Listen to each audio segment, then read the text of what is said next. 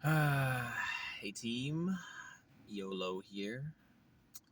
Today is May 17th of 2026 and my 99th day of semen retention. The second time shooting this video. My first video got cut in half and I didn't feel like clipping it together.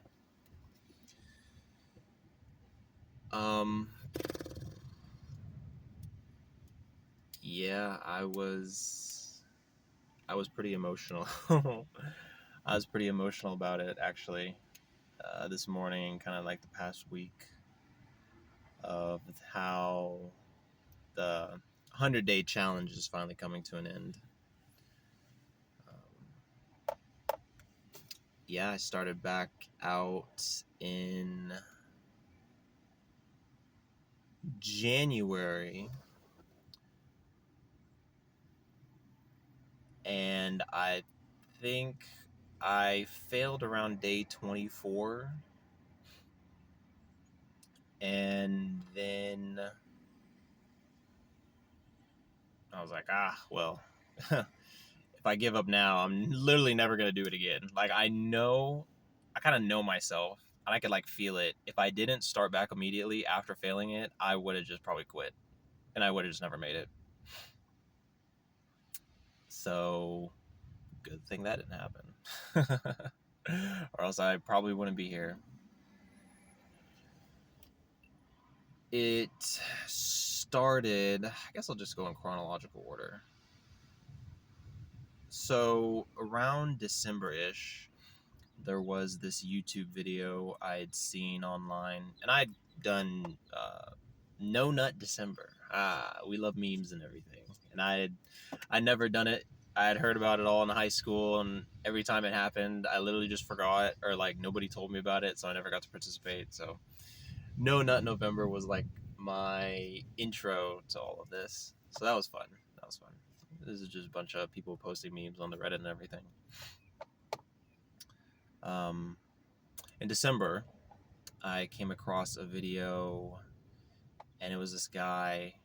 I forget his name. I don't want to butcher it. I have an idea of what his name looks like on YouTube, but he talked about doing an 100-day semen retention challenge.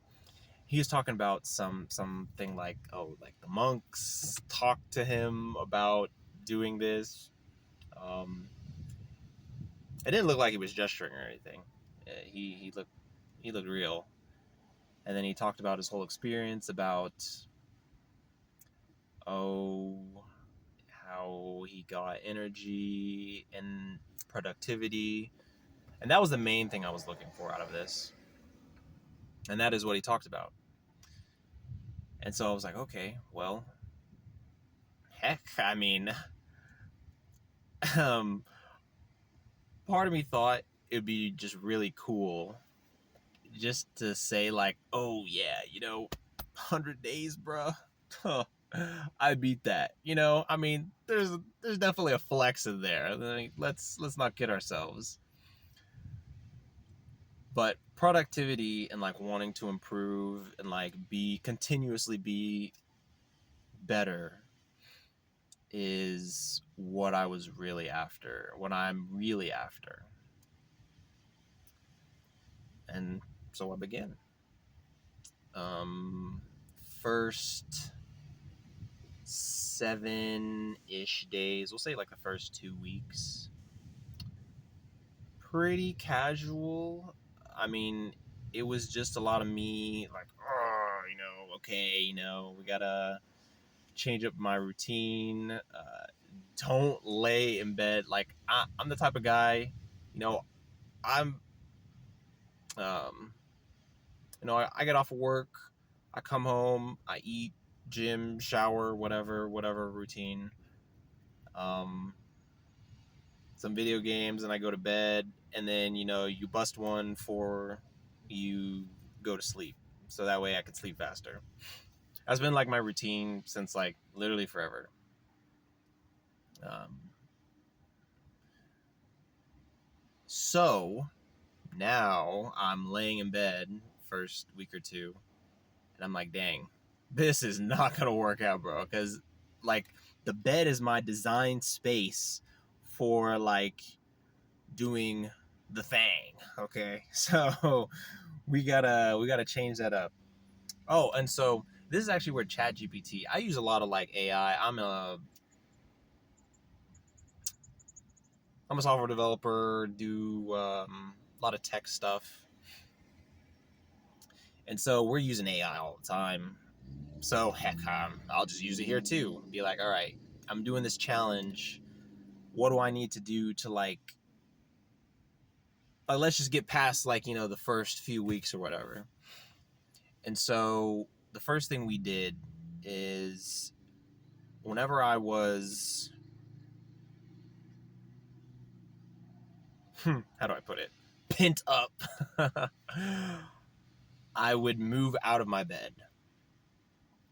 I'd still be in my room or whatever. Sometimes I just walk around the house.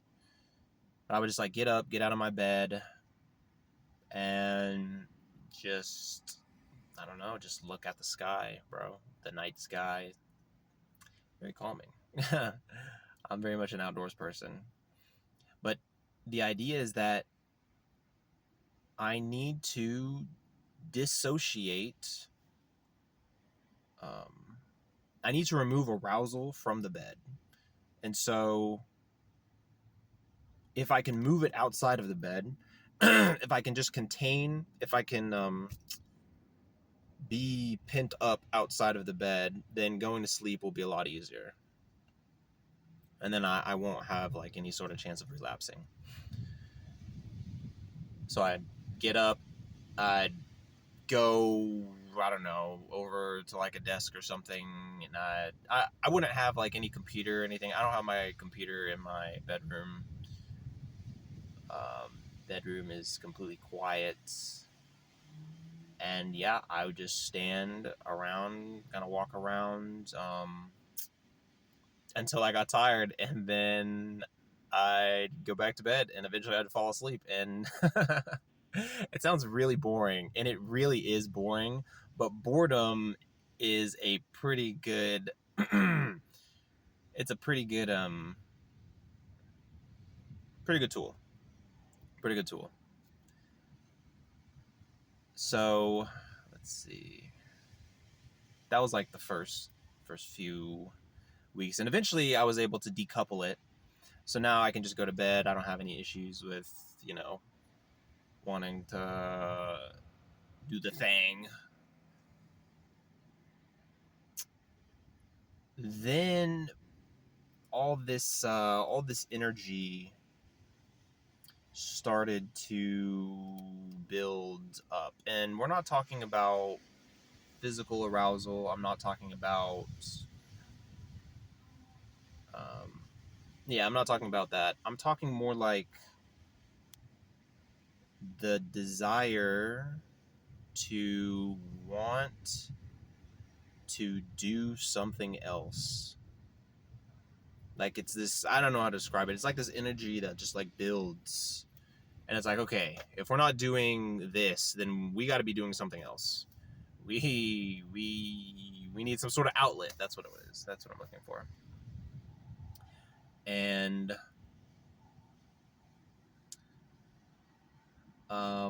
my outlet became a bit more aesthetically driven.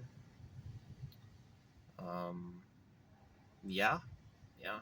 I I was a big art guy, kind of an art guy back in like high school and whatever. So I took it upon myself to start like dressing better, to start. I worked a lot on my room. I was just taking projects after projects, like, okay, I want to do X, Y, and Z. What do I need to do to achieve X, Y, and Z? Buying shirts, going shopping, whatever. So then I started feeling I started feeling a lot better. Um, this is around week 3 to like week 6. It was a lot of room cleaning, granted. Like, I have tons and tons of stuff piled up, bro. It's crazy. Years and years. So I just started boxing everything. And yeah, I cleaned out my room. And granted, it took a lot longer than I thought. I thought this thing was gonna be pretty easy. Like, my gosh, I just have like literally over a decade of like stuff built up. Old clothes. Um,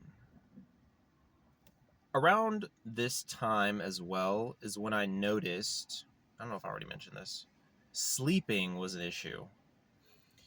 And not so much that I'd try to go to sleep and I'm like, oh man, bro, I can't sleep because I gotta do the thing. It's more like I couldn't sleep.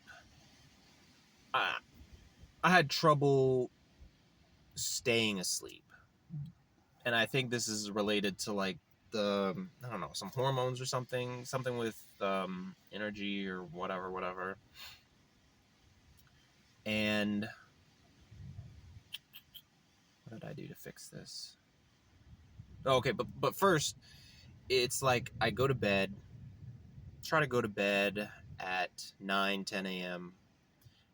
I usually get up at work around 6, 7. Oh, 6, 7.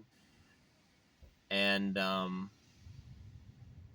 what I needed, the problem was I'd go to bed around 15 minutes ish. I'd fall asleep, but then I'd get up at like 2 to 3 a.m. 2, 3, 4 a.m. and I'd be awake for like an hour and a half, 2 hours. It's actually mostly an hour and a half to 2 hours. It was really, really AIDS. And I was just getting a lot of fragmented sleep and I couldn't figure out why. And so I tried a bunch of stuff. I went back and forth and figured out that I needed to go to bed later, actually. So that was interesting. Around, what was it called? Or what am I thinking? Around 11, 12 p.m. And now I'm getting like 6 hours of sleep. But I'm not like feeling tired. So I don't know how much of that is a good thing. I mean, I still want to get more sleep. And this is specifically only a problem on the weekdays. The weekends, I'm okay. I bought an eye cover. The eye cover really helped me get to sleep. So I'm feeling pretty good. But yeah, now I can operate, I guess, just on less sleep. I mean, that's pretty cool. Um, Granted, I'd still like to get more sleep, obviously. So maybe I could be even better. But yeah, I'm able to operate on just less sleep. And so productivity goes up in theory.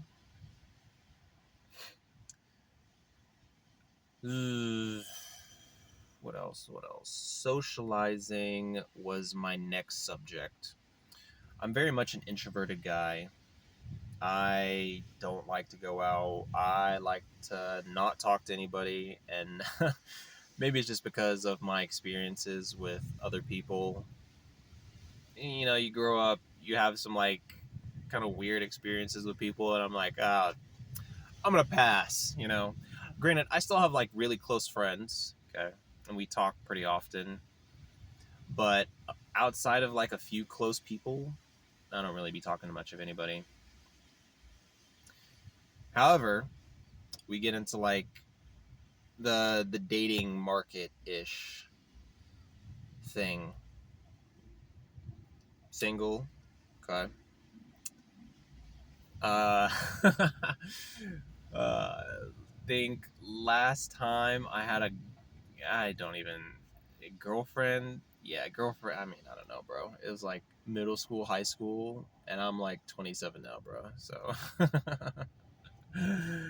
yeah, we know how that's going. Now, it's not like I haven't ever wanted to get a girlfriend, or it's not that I don't feel that I haven't been able to get one. It's more like I've just not really been into trying to have or be with somebody.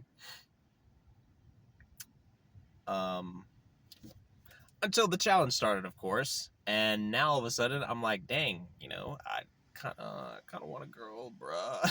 And so, um, uh, let me back up a little bit. Uh, dating, dating for me started maybe about a year ago. Um, so that's a little bit of context. But now on the challenge, I was kind of dedicated to like try to go out and socialize and meet people. And so with all of my new built up energy, I started trying to approach girls in public. Yeah, that is brutal. I was dying, bruh. Not as much so anymore. It's a little bit more chill. Dating apps, hard pass, bruh. I don't know how anybody finds anybody decent on there. Uh, Again, not gonna lie, the options on dating apps are pretty terrible. And you have to think about like, I'm segueing a little bit off of the retention topic, but I feel like I feel like everybody going through like semen retention like encounters this. Everybody talks about like dating to some degree. So anyway, um, oh shoot, what was I saying? I don't even know. I don't even know where I was going with that. But I'm just gonna skip all that. So after I started approaching people and socializing a lot more, it became less about actually getting a girl and more about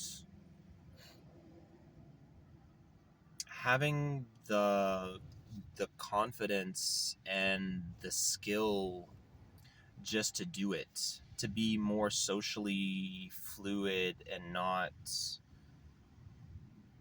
be so scared, you know? I mean, logically, you don't really have anything to be scared of. I know a lot of guys talk about like, oh, you're gonna get canceled. Like, nobody cares, bro.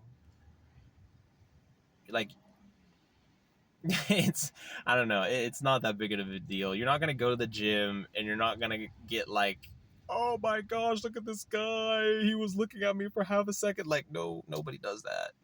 And even if girls have their cameras out, I'm sorry. It's like it's not a big deal. What, I'm gonna get recorded. Like, who cares? Like, like we're acting as if like it has any sort of impact on our life. Everybody's just gonna move on the day after. Heck, a few seconds after seeing the video, even if it's like becomes popular. So I'm not very much convinced that approaching people has any sort of logical. I don't see many logical arguments for being scared to approach women in public, the gym, coffee shop, whatever. Frankly, if you if you shower, okay, if you try and clean yourself up a little bit, don't smell. A lot of girls, if you just talk to them, they're really friendly. So, and I think it's probably because um I think ever since COVID, I talked to my friends, coworkers about this on how COVID kind of like killed socializing. And now when people go out, I think people are more open to actually having conversations. Again, it's been a while since COVID, so I don't really know how bad it was beforehand or what it was like beforehand. Because heck, I was not out beforehand. Again, I'm big introvert. But yeah, no. A lot of girls are just cool. I mean, yeah, they might turn you down. They'll be like, oh, I got a boyfriend. Whether or not she has a boyfriend is debatable. Sometimes they'll just turn away from you. I approached this one girl in the gym like last week or whatever, was like, oh, hey, I think you're really attractive, by the way. And again, I'm like shy, but I'm doing what I can. And she's like, oh, thanks. And then she like kind of walks off. And I was like, damn, bro, why that kind of hurt low key. It was funny. I'm still laughing about it. I was laughing about it in the moment, but it's just not that big of a deal. So dating and socializing has been like the rest of my arc for like the last half of the challenge. And yeah, I'm